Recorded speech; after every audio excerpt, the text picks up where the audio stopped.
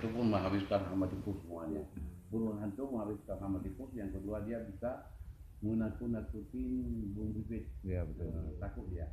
Maka perlu kayu yang tertengger kayak dulu kita tancap dia, yang kecabang dia sendiri mungkin lama-lama hari.